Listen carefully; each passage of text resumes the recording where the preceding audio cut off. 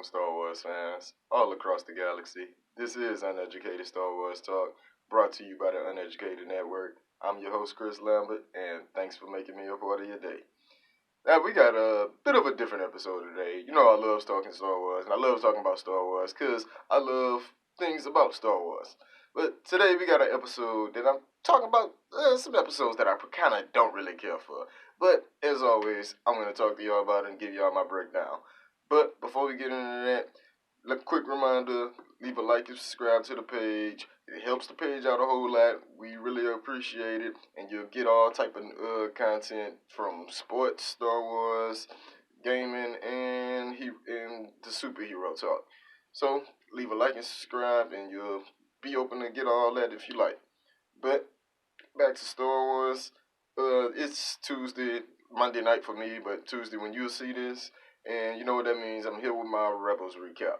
And this week, we got some episodes, like I said in the beginning, we got some episodes that I didn't truly really care for. I thought from the previews that these episodes would have been great. I thought they would have been great, but these were basically some filler episodes, just to fill us in, get us on to next week. And that was so disappointing because I was so excited for Rook, Thrawn's assassin. I was so excited for him. I love his design as a character, and I wasn't expecting him to be running on all fours how he did in the episode. But to start off, that was the basis of the episodes. I was a little disappointed. Not a little disappointed. I was a big disappointed. It didn't live up to what I feel. Then, no, by no means did these episodes have a whole lot of hype going into them, but loved what I was seeing in the trailers and the preview for Kindered. That episode, I really was expecting not Thrawn, but Rook to have more of a presence and be more of a threat. But he got one little fight scene, and that was really it for him. But let's get into the episodes. Okay, Kindred, it was, like I said, it was okay. It was okay. This was probably the biggest disappointment because I was probably expecting too much out of it. Rook is Thrawn's assassin. He gets called to Lothal by Thrawn. Thrawn sends us there to help out Price, and immediately we get to see some not back and forth between Price and Thrawn, but Thrawn tells Price that he's gonna send his special agent out there to help. And Price is immediately like, I don't need no help with this. And Thrawn is basically like, well, basically the rebels are back on Lothal, beat out our blockade to get back on Lothal, and they stole my TIE Defender Elite. So this shows, yes, you do need help. So immediately we got a little bit of that, and I'm interested to see if that little nugget they play along those lines a little bit more. And they seems like they kind of do even further in the episode. You see Thrawn give a little look once Hera escape. But that was a big thing. That was one thing I really did enjoy. They plan on Thrawn and Price having a little problems behind the scene, and maybe Thrawn feeling like she's really not good enough. And that was the same thing with Tarkin and Krennic, really. Krennic wasn't really a military guy, and that's why Tarkin took over the Death Star and stuff. Like, he let the Death Star plans get taken, and he had all the stuff going on that was in Rogue One. That's ultimately why Tarkin didn't feel he was good enough to have control of the battle station. Same thing with Price. She's not necessarily a military girl, but she plays some hand in the military, and obviously she's in Rebels, and you see her on Star Destroyers and everything. But truly, she's just she is a governor. She's Governor Price. But you can see right there, Thrawn, that little back, like I say, not big back and forth, but you see they hinting at a little tension with those two. But immediately when we get Rook, we get see a different type of character. He's smelling around when we first see him, and that was great because we get to see he's more of a hunter, and he's an assassin that's really about business. I love, like I said earlier, I love his character design. I loved his voice and everything. I loved everything about him. It's just what he was doing in the episode. I wish he would have got more to do in episodes. I did like that he was a threat to Ezra and Kanan, and like they not legitly scared, but they had a little fear in their heart, I would think, of Rook. And that was the biggest thing. Like Rook was the bright spot in this episode, and I really liked him. I just wish he would have had more to do in the episode. The crew are looking for the hyperdrive to the TIE Defender that they ducked off because they couldn't carry the whole thing back to the camp. But they go back looking for the hyperdrive to try to get Hera back to the Yavin 4 to call back help. They end up getting it. Rook fights with Ezra and I think it was Kanan. It might have been Ezra's friend. That's actually a native of Lothal. I have to check that again. But we get that little fight, and then Zeb steals the transport, gets the hyperdrive back to Hera. She goes to Yavin 4, and I think that was pretty much it in that episode. To tell you the truth, like I say all the time, that they blend together, and I love that they have 2 episodes a week, especially on weeks like this when it's gonna be filler episodes. It gives me a little bit more time me a little bit more things that I like if it's gonna be just filler episodes. So really wish Rook would have had more to do. I'm interested to see how they use him more in the in the upcoming season. I know from the trailer, Thrawn tells him to capture Hera. So maybe next episode, maybe that'll be it.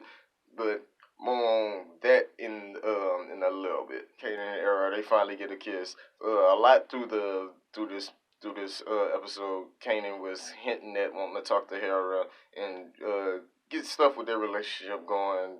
He's got more of that on his mind. That's obvious to see just from the trailers and even the last couple of episodes. They've been hitting at that a lot. But my man actually gets a kiss in this episode, and that was a big moment for him.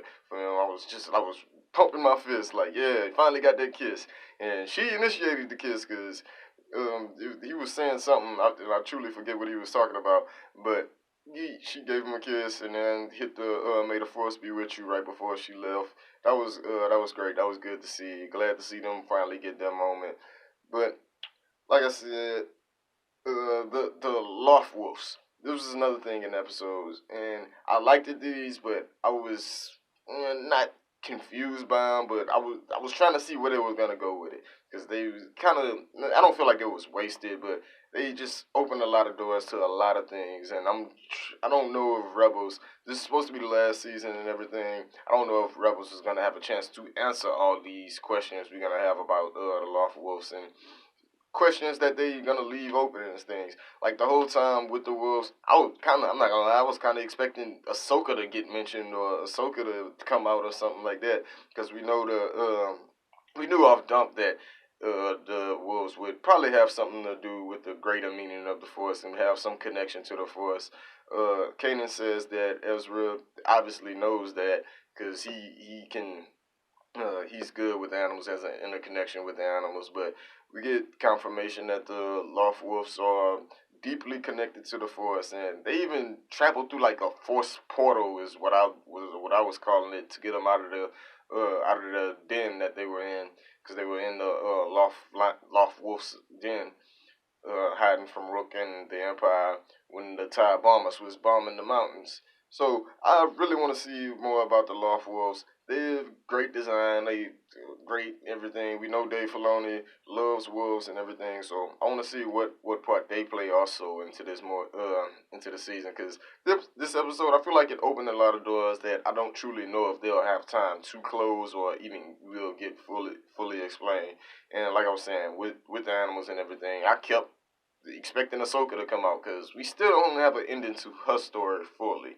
So the Lost Wolves, that was a good part of the episode, and that was really it with the first episode. The second episode, I think it was Crawler Commander or Comandeers, and this episode was not. This was kind of disappointing, but not on the same level as Kindered because I wasn't expecting as much from this episode. But this episode was really a full filler as well, and it really, truly, at the end, all it did was get me excited for next episode because you hear Hera tell Ezra and Kanan and the whole Ghost crew that hey, they approved our attack on Lothal because of the TIE defenders. That we need to wipe these out. And like I said, I think it was in my last episode or in my last Rebels review that the Tide Defender Factory is gonna get wiped out on Lothal because we don't see the Tide Defenders in the movies, and that would be a perfect explanation that how expensive they are to make, and that the main factory making them got wiped out. So that's look like that's gonna come to be.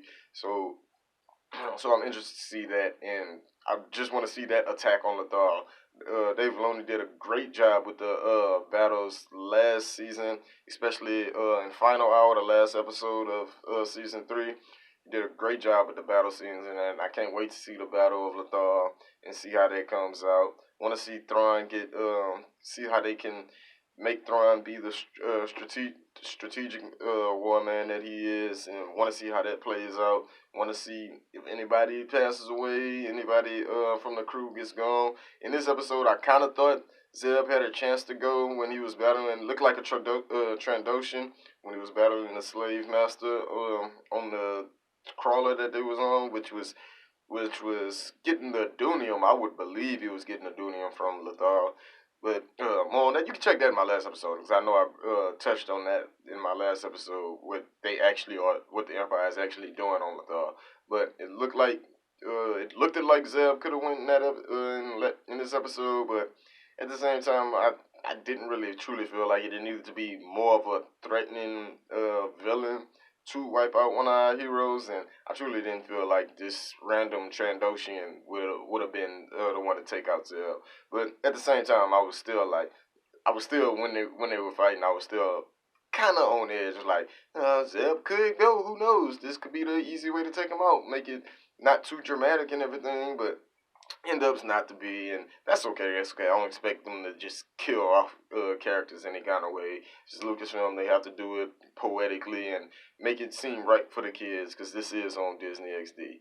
But that was a good part of the episode was the actual fight, and Zeb is. Another thing in this episode I didn't really like was the humor in Ezra when he was trying to not mimic old boy, mimic the guy who was in control of the crawler. That was pretty whack, and it brought me back. Made me remember Han Solo's thing on the Death Star when he was talking to the people over the intercom. And Ezra's just wasn't right because he had to change his voice to make it talk like the guy he was trying to talk like he was trying to imitate. But I didn't like that. That wasn't really good. And that's another thing I feel like Rebels probably is struggling on this season to me is a little bit of the humor. Chopper has his moments. I think I missed that in my last couple episodes about Rebels. That Chopper has some good humorous moments, especially when he gets a blaster and stuff like that, or just some of the beeps he does. Like he has his humorous moments, but for the main crew, it seems more the humor seems more dry. But we also got Hera giving the rebellion a speech, and that was great. The rebellion, I feel like, probably should be used to this, and that's the only reason I bring this up. They should be used to this. 'Cause it was the same type of Jen Erso speech that she gave to the Rebel Alliance to make them want to fight, and that was great. It was good to see Hera being the leader that she is and everything, and making the rebellion want to attack. And I like moments like those. I just wish we probably could have seen a little bit more of the bickering. We got Mon Mothma. At first, Hera tries to get her to. She goes to Mon Mothma directly and tries to get the attack to get her approved, but Mon Mothma, they have to talk about it, of course, with the rebellion, and that seems to be a real big problem with the rebellion. They gotta talk way too much before putting in action, and ultimately, it don't lead to their demise because we know what happens in the story. But I expect that to bite them in the butt one time when they having to do they talk talk about action instead of taking the action. But this was, like I say, another disappointing episode, and I hate to say that because I really love Rebels. I like this season so far. A couple episodes been hit and miss. These are two of the misses, but one thing about it, it did get me excited for next episode. Till next time, I'm Chris Lambert. I'll be right here. Don't forget to leave a like and subscribe, and I'll see you next time.